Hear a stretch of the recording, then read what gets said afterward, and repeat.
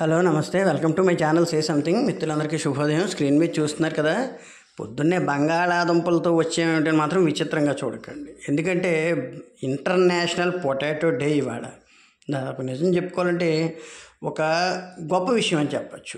దాదాపుగా ఎన్నో కూరగాయలని దాటి ఈరోజు ప్రపంచవ్యాప్తంగా అత్యధికంగా ఉత్పత్తి అవుతున్న ఏకైక కూరగాయ అని చెప్పచ్చు. ఏకైక దుంప అంటే ఆ దుంపకి సంబంధించిన వాటిలో కావచ్చు, దుంపకి అది మిగతా ఎన్ని రకాల కూరగాయలు ఉన్నప్పటికీ అత్యధికంగా కూడా సప్లై అవుతున్నటువంటి కూరగాయలు. ఎందుకంటే 10,000 సంవత్సరాల క్రితం చరిత్ర ప్రకారం ఎక్కడో వాళ్ళు అంటే స్టార్ట్ అయిందని, అమెరికాలో స్టార్ట్ అయిందని వాళ్ళు చెప్తున్నప్పటికీ ఎక్కడెక్కడ ఉన్నప్పటికీ పురాణాల్లో కూడా ఉందని కొన్ని విషయాలు వినిపిస్తుంటాయి. అట్ ద సేమ్ టైము 10,000 సంవత్సరాల క్రితం చరిత్ర ప్రకారం చెప్పుకున్న ఈ దుంపకి సంబంధించి ఇప్పుడు 2023-24లో అత్యధికంగా సప్లై చేస్తున్నది మాత్రం భారతదేశము, చైనా.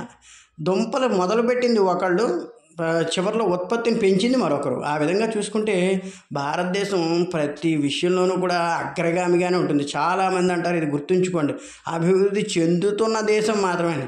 చెందుతున్న దేశం అంటే 130 కోట్ల మందిని అమెరికాకి ఇచ్చినా అమెరికా కూడా అభివృద్ధి చెందుతూనే ఉంటుంది. చైనా అభివృద్ధి చెందింది కదా మనకంటే అనుకోవచ్చు, టెక్నాలజీలో అభివృద్ధి చెందింది తప్ప నిజానికి మనకు మొన్న ఉన్న బలంలో కూడా అంత అభివృద్ధి చెందలేదు కదా. నిజానికి మన వాళ్ళు తయారు చేసిన మిసైల్స్ కానీ అవి కూడా చైనా కంటే గొప్పగా ఉన్నాయి, క్వాలిటీగా ఉన్నాయి కదా. ఆ విధంగా చూసుకుంటే భారతదేశం అనేటువంటిది అన్నింటికీ కూడా మూలం అవుతుంది. ఎందుకంటే వ్యాపార రంగానికి ఈ రోజున ప్రతి దేశానికి కావాల్సింది భారతదేశమే. అందుకే ఎవరు భారతదేశం మీద విషయం కక్కినా ప్రపంచ దేశాలు కొన్నైనా మన పక్క తిరిగి ఇది తప్పు, ఇలా చేయకండి అని ఖచ్చితంగా చెప్పగలిగే విషయాన్ని చెప్తాయి. ఇక బంగాళాదుంప విషయానికి వస్తే కనుక దాని అసలు పేరట సోలనం ట్యూబెరోసం. యాక్చువల్గా ఇది నైట్ షేడ్, అంటే ఇప్పుడు టమాటాస్ ఉన్నాయి కదా, టమాటాలతో పాటు ఈ పొటాటోలు కూడా అభివృద్ధి చెందాయి. యాక్చువల్గా ఇది సోలనేసిలో ఒక శాశ్వత మొక్క. అంటే సోలనేసి అనే ఒక కుటుంబం ఉంది మొక్కలకు సంబంధించి, దుంపలకు సంబంధించి. చిలకడ దుంపలు, కర్రపెండ్ల దుంపలు. నిజం చెప్పుకోండి, ఈ కర్రపెండ్ల దుంపలు, ఈ చిలకడ దుంపలు ఇవన్నీ కూడా మనకి పూర్వం ఉన్నాయిగా.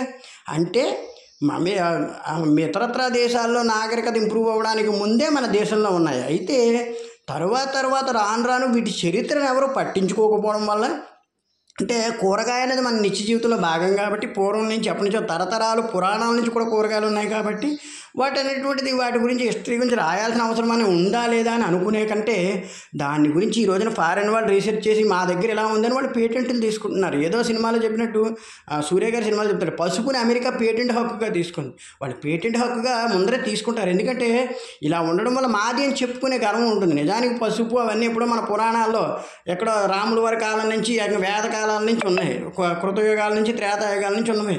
కానీ వాటన్నిటికీ వాళ్ళు ఇవాళ పేటెంట్ హక్కులు చూపిస్తూ ఉంటారు. దైనందిన దాంట్లో రుజువులు, దైనందిన కాలంలో అన్ని రుజువులు కావాలి కదా.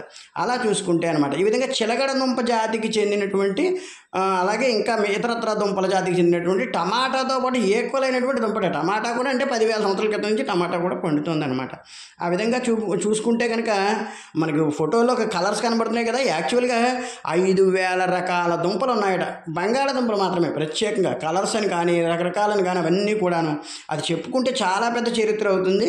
కాకపోతే మనకుండే లిమిటేషన్ టైంలో కూడా నిజం చెప్పుకుంటే నేను వికీపీడియా చదివాక నాకే షాక్ కొట్టింది చాలాసేపు. ఎందుకంటే అసలు అన్ని రకాలు ఉంటాయా దుంపలు, అన్ని రకాల అద్భుతాలు ఉంటాయా అని చెప్పేసి. నిజంగా ఈ రోజున ప్రపంచవ్యాప్తంగా అన్నింటినీ డామినేట్ చేసి ఆ స్థాయికి వెళ్ళింది అంటే ప్రజల నిత్యావసరాల్లో దుంప ఎంత భాగమైందో మనం అర్థం చేసుకోవచ్చు. ఈ విధంగా ఇది సోలనేసి యొక్క శాశ్వత మొక్క అనమాట. దీనికి కొన్ని శాస్త్రీయ వర్గీకరణలు ఇచ్చారు. ఆ విధంగా కూడా సరదాగా తెలుసుకుందాం. ఎందుకంటే చిన్నపిల్లలు ఎవరన్నా విన్నా స్టూడెంట్స్ అనేది ఉపయోగపడుతుంది కాబట్టి. యాక్చువల్గా దీని రాజ్యం ప్లాంటేట. క్లాడ్ అంటే వీటన్నిటికీ సంబంధించిన వివరాల ప్రకారం టాక్రియోఫైట్స్, యాంజియోస్పైర్స్, యూడికార్డ్స్ ఇవన్నీ వాటి మొక్కలకు సంబంధించిన విభాగాలు అనమాట. అదే కుటుంబం సోలనేసి, జాతి సోలనం. యాక్చువల్గా ఈ సోలనం అనే పేరు మీద పర్యాయ పదాలు చూపిస్తే బంగాళాదుంపకి నాకైతే మర్చిపోయింది. దాదాపుగా 150 పేర్ల పైన వివిధ కంట్రీస్లో ఈ సోలనం అనే పేరు మీద, సోలనం అంటే దుంప జాతికి చెందిందనమాట. ఈ సోలనం పేరు మీద రకరకాలతో బంగాళాదుంపలు అమ్ముతున్నారు. అంటే ఎన్ని రకాలుగా అమ్ముతున్నారో అర్థం చేసుకోవచ్చు. 150 పర్యాయ పదాలు ఉన్నాయి ఆ సోలనం అనే పేరు మీదే అనమాట. ఆ విధంగా చూసుకుంటే జాతులు వచ్చి ఎస్ ట్యూబెరోసం, ఇందాక చదువుకున్నాం కదా ట్యూబెరోసం అని, అదే అనమాట సోలనం ఎస్ ట్యూబెరోసం దీని అసలు పేరు. ద్విపద పేరు అని చెప్పుకున్నాం కదా, సోలనం ట్యూబెరోసం ఎల్. ఆ విధంగా చూసుకుంటే పర్యాయ పదాలు ఇందాక చెప్పాను కదా, అవి చదవడానికి చాలా టైం పెట్టేలా ఉంది. యాక్చువల్గా దీన్ని ఈ అడవి బంగాళాదుంపలని దక్షిణ అమెరికా నుండి దక్షిణ చిలీ వరకు కనిపిస్తాయి. అడవుల్లో ఎక్కువగా పండిస్తారు. అంటే అక్కడ అడవులు అంటే ఉంది, ఎక్కువ ప్రాంతాలు ఓపెన్గా ఉంటాయి కదా, అమెరికా అటు సైడ్ దేశాల్లో చాలా పెద్ద ఖండాలు, తక్కువ జనాభా ఉంటారు, అందువల్ల ఓపెన్గా ఉంటుంది ఏరియాస్ ఎక్కువ ఉంటాయి అన్నమాట. బంగాళాదుంప ఒకే మూలాన్ని కలిగి ఉందని కూడా చూపిస్తున్నాయట జన్యు అధ్యయనాలు కూడా. ఒకే మూలాన్ని ఇక్కడ మనం ఖచ్చితంగా గుర్తుంచుకోవాలి. అన్ని ప్రపంచవ్యాప్తంగా ఇది అన్ని చోట్ల అప్పట్లో పండేదని గుర్తుంచుకోవాలన్నమాట. ఆ విధంగా సూచిస్తున్నాయి. తర్వాత దక్షిణ పెరు మరియు ఏంటది వాయువ్య బొలీవియా, అవన్నీ కూడా అమెరికా చుట్టుపక్కల ఉన్నాయి కదా దేశాలు. వాటన్నిటి దేశాల్లో 7,000-10,000 సంవత్సరాల క్రితం దక్షిణ బ్రెవికోల్ కాంప్లెక్స్లో అని ఒక జాతి నుండి బంగాళదుంపలను అక్కడ పెంపకం చేశారు. అంటే వాళ్ళ అంచనా ప్రకారం ఒక 10,000 సంవత్సరాల క్రితం పెరగడం ప్రారంభించిందని. దక్షిణ అమెరికాలోని ఆండీస్ ప్రాంతంలో విపరీతంగా సాగు చేస్తారట. ఇక్కడ దేశవాళీ బంగాళదుంపలు పెరిగితే, మనకి దేశవాళీ ఇప్పుడు తగ్గింది, బంగాళదుంప ఎక్కువ హైబ్రిడ్ వచ్చేస్తుంది. దేశవాళీ అంటే చిన్నప్పుడు చాలామంది పెద్దవాళ్ళకు గుర్తు, బంగాళదుంప లైట్గా నల్లగుండి తీస్తుంటే పొట్టు పొట్టు కింద వచ్చినట్టు వస్తుంది. అంటే పూర్తిగా ఒక తొక్కలా రాదు. ఇప్పుడు తీసినప్పుడు పీలర్తో తీసినప్పుడు కొద్దిగా ముక్కలుగా వస్తుంది, అక్కడక్కడ గట్టిగా ఉంటుంది, అక్కడక్కడ మెత్తగా ఉంటుంది. కానీ దేశవాళీ దుంప ఉడికిస్తే మనకి దాని టేస్టు వేపుడు అదిరిపోతాయి. నిజంగాను చాలాసేపు ఆ టేస్ట్ వదలదు. ఇప్పుడు దుంప వెంటనే మెత్తబడిపోతుంది. పూర్వం బంగాళదుంప వేపుడు అవ్వాలంటే 30 గంట పైన పెట్టేది ఖచ్చితంగాను. ఎందుకంటే నాకు అవన్నీ ఐడియా ఉన్నాయి, మా అమ్మగారి దగ్గర నుండి చేసేవారు కాబట్టి. వాడు చాలా బాగా చేసేవారు ఆ కూర. అసలు ఆ దుంపలు తింటుంటే మామూలు స్నాక్స్లో తినేయచ్చు అనమాట. ఇప్పుడేవో పొడుగ్గా వస్తున్నాయి కదా, అవన్నీ సరదాగా బయట అమ్మేవి, వాటికి ఇంకా అందంగా వాటికంటే స్నాక్స్లో ఉండేవి. నిజం చెప్పుకోవాలంటే అమ్మ ఎలాగ వండినా కూడా అద్భుతంగా ఉండేది. ఎందుకంటే చాలామంది ఆ టైంలో అద్భుతంగా చేసిన వాళ్ళు అన్నారు. దేశవాళీ దుంపలు ఉండేవి, సీజన్ వారీగా వచ్చేవి. కానీ ఇప్పుడు అలా కాదు, అందరికీ అవసరం కాబట్టి హైబ్రిడ్ దుంపలు ఖచ్చితంగా అన్ని వైపులో వస్తున్నాయి. అయితే అలాగని ఇవి క్వాలిటీ లేవని కాదు, ఎక్సలెంట్గా ఉంటాయి. జాగ్రత్త చేసుకుంటే బంగాళదుంపలు మించిన సాధనం లేదు నిజం చెప్పుకోవాలంటే.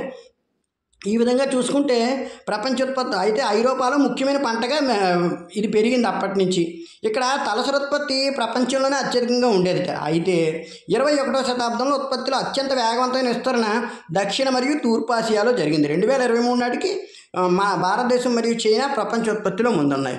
అంటే అందుకే 2023లోనే దీన్ని స్టార్ట్ చేశారు. యాక్చువల్గా మనకి ఇది పలానా రోజు స్టార్ట్ అయిందని లేదు, కానీ 2023లో ఎప్పుడైతే మనకు భారతదేశం కూడా దీనిలో ముందుకు వచ్చేసిందో ఇంకా అన్ని దేశాలని బంగాళదుంప ఇట్ ఈజ్ మస్ట్ అంటాం కదా, తప్పనిసరిగా వాడుతున్న కూరగాయ అని చెప్పేసి. అలాగే దీనివల్ల చాలా వరకు కూడా లాభాలు ఉన్నాయి. ఇండైజెషన్ ప్రాబ్లం అది తక్కువ, అలాగే గ్లూకోజ్ సిస్టమ్ పెంచుతుందిట, అలాగే శరీర బలాన్ని డీహైడ్రేషన్ నుంచి కూడా కాపాడుతుందిట. చాలా మంచి లక్షణాలు ఉన్నాయి వీటన్నిటికీ కూడా. అందరూ కూడా మోకాళ్ళ నొప్పులు ఉన్నాయని కొంతమంది బాధపడతారు. అయితే వాళ్ళు లిమిట్గా తింటే పర్వాలేదు. ఇప్పుడు వారానికి 2 రోజులు బంగాళదుంప తినడం వల్ల వచ్చే నష్టం అయితే లేదు, ఇంకా ఎనర్జీ కూడా మంచిది, పీచు పదార్థం కూడా ఉంటుంది అందులో అని చెప్పేసి చెప్తున్నారనమాట. ఆ విధంగా చూసుకుంటే చెప్పుకున్నాం కదా, పొటాటో అనే ఆంగ్ల పదం స్పానిష్ పటాటా నుంచి వచ్చింది. పటాటా అంటే యాక్చువల్గా టైనో బటాటా అంటే చిలకడ దుంపని అర్థమట. సో ఈ విధంగా పటాటా అని పెట్టారు. బటాటా అనేటువంటి చిలకడ దుంప అయితే పటాటా, ఆ విధంగా కాల్డ్ పొటాటో అనుసంధానంలో భాగంగా వచ్చిందనమాట బయటికి. ఈ విధంగా బంగాళదుంపకు స్పడ్ అనే పేరు 15వ శతాబ్దపు స్పుడ్డే నుంచి వచ్చింది. స్పడ్ అనే పేరు కూడా ఉంది దీనికి. బహుశా దానికి స్పైడు స్పీర్ అని కూడా ఓ విధంగా కొంతమంది పిలుస్తారట. ఆ విధంగా చెప్పాను కదా, దాదాపు 150 పేర్లు నాకు చదవడానికి. స్వాలనము అనే పేరు మించి చాలా రకాల పేర్లు ఉన్నాయి దానికి. ఆ విధంగా చాలా పెద్ద వివరణ ఇచ్చారు దీని గురించి నిజం చెప్పుకోవాలంటే. తర్వాత సోమ్ మరియు ఆపిల్ రెండింటి యొక్క మునుపటి అర్థం నుండి అది సాధారణంగా యాపిల్ ఆకారంలో లేదా పండు లేదా కూరగాయలను సూచిస్తుంది. అంటే ఏంటంటే రౌండ్గా పళ్ళలా ఉండే టైప్లో ఉంటాయన్నమాట. మన కూరగాయలు చూస్తే బంగాళదుంప ఎలా ఉంటుందో ఒక ఫ్రూట్ లాగా రౌండ్గా అలాగే కనబడుతుంది దూరం నుంచి చూస్తే. అయితే అది ఆ విధంగా బంగాళదుంపలు ఇప్పుడు బాగా అలవాటు పడిపోయి అక్కడ గుర్తిస్తున్నాం. కానీ పూర్వం అయితే కొంచెం పెద్ద బంగాళదుంప ఉంటుంది, ఏదో పండు ఏమన్నా పెట్టారేమో అనుకునేవాళ్ళు, అంత బాగుండేవి బ్రైట్గా అవి. ఆ విధంగా చూసుకుంటే అనమాట చాలా వరకు బంగాళదుంప మొక్కలు దాదాపుగా 1 మీటర్ నుంచి 1 మీటర్ అంటే 3.3 అడుగులు కదా, అంతవరకు పెరుగుతాయట. అక్కడి నుంచి భూమి లోపల అవి అభివృద్ధి అయ్యి అలాగలా బయటకు వస్తాయన్నమాట. చాలా వరకు కూడా బంగాళదుంప మొక్కలు ఆకుపచ్చ చెర్రీ టమాటాలను పోలుండే చిన్న ఆకుపచ్చ పండ్లను కూడా ఉత్పత్తి చేస్తాయట. బంగాళదుంప మొక్కలు అంటే ఏంటి, మనం చాలాసార్లు చూస్తాం, కొన్ని గింజలు వస్తాయి పళ్ళులాగాను. మనకి ఎక్కడ కరివేపాకు మొక్కను గమనిస్తే కరివేపాకు బాగా ముదిరిపోయాక దానికి చిన్న చిన్న పళ్ళలో వస్తాయి. ఆ పళ్ళు కూడా ఒక రకమైన తీపితో ఉంటాయి. అవి చాలామంది తింటారు. కరివేపాకు టేస్ట్ వస్తుంది ఆ పళ్ళతో. కరివేపాకు మొక్క అంటే ముదిరిపోయాక ఆ విధంగా దానికి కూడా బంగాళదుంప మొక్కలు కూడా చిన్న చిన్న కాయల్లాగా వస్తాయి అన్నమాట. దుంపలన్నీ అయిపోయాక చూసుకుంటే. చరిత్ర కూడా చెప్పుకున్నాం కదా. ఈ దక్షిణ యునైటెడ్ స్టేట్స్ నుంచి అలాగలా పాకి బంగాళదుంప మొక్కలు అంటే వాళ్ళు అక్కడని రాసుకున్నారు, కానీ అప్పటికే అన్ని చోట్ల ఉంది. పురాణాల నుంచి కూడా ఈ దుంపలు అన్నీ కూడా ఉన్నాయి. కాబట్టి తర్వాత ఇంక ఇవన్నీ కూడా చెప్పుకుంటే చాలా పెద్ద హిస్టరీ ఉంది బంగాళదుంపలకు సంబంధించి.